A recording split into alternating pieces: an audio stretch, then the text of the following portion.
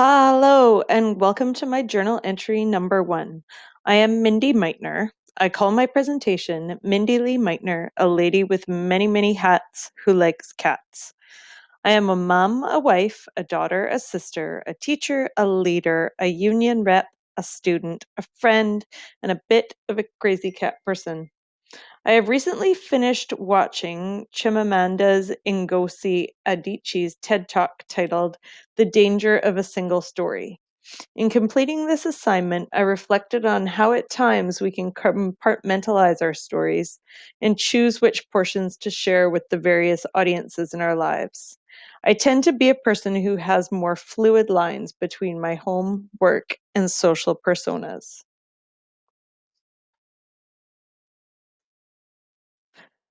When I consider the question, how are you known? My first thoughts go to my family. My family knows me to be playful, loyal, a bit on the anxious side, not the neatest person around due to prioritizing going swimming, cooking dinner, making lunches, schoolwork, or Netflix, and an extremely engaged mom and caring wife. My cat knows me to be a comfortable pillow, a dynamic chew toy, and a keeper of the treats. One thing that brings me great joy in life is creatively baking for my kids. I'm very proud of these Minion and Pokeball cupcakes that I believe fall into the Pinterest success category. When I consider how I am known professionally, I want to share the thoughts of some of my colleagues.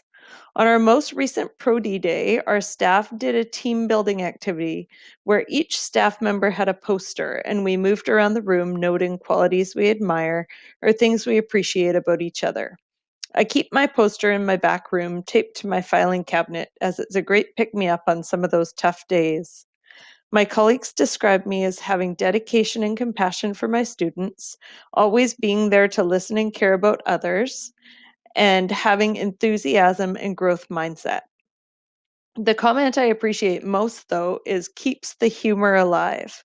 I feel like whoever wrote that comment understands who I am. In Chapter 2 of Effective Communication for District and School Administrators, Kowalski describes task oriented and people oriented leaders. I definitely feel more alignment with people oriented leadership, and part of my reason for enrolling in this master's program was to develop a better balance of incorporating a task oriented skill set.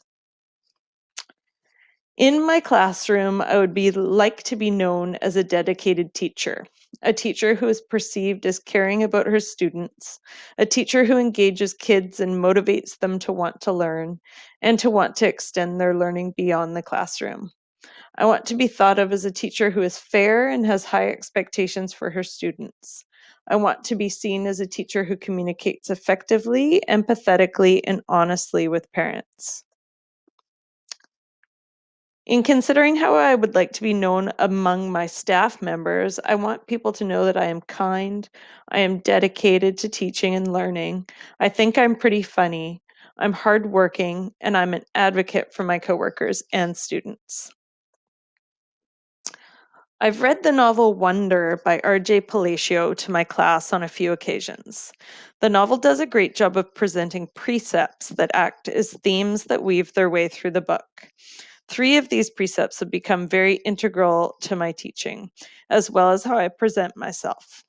The first is a quote from Plato: "Be kind, for everyone you meet is fighting a hard battle."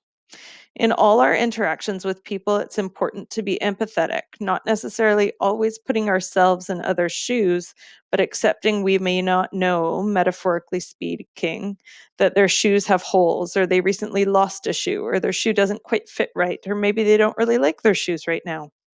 It's important to consider that the people who we interact with, especially in a school or work setting, has their own unique story and we only know a small part of it. The second is a quote from J.M. Barrie, which is always be a little kinder than necessary. I look for ways that I could make others' days a bit brighter, show some extra patience, or unload the dishwasher in the staff room when it isn't my day. These small efforts can have great impacts, and I notice and express gratitude when others are kinder than necessary to me as well. The final quote relates so perfectly, in my opinion, to the question, how do you communicate how you want to be known? The quote comes from an Egyptian tomb and reads, "Your deeds are your monuments. I act the way I want to be known. I communicate to others that I am a caring teacher, kind, dedicated, empathetic, funny person through my actions and the priorities in my life." Thank you for listening. Have a great day.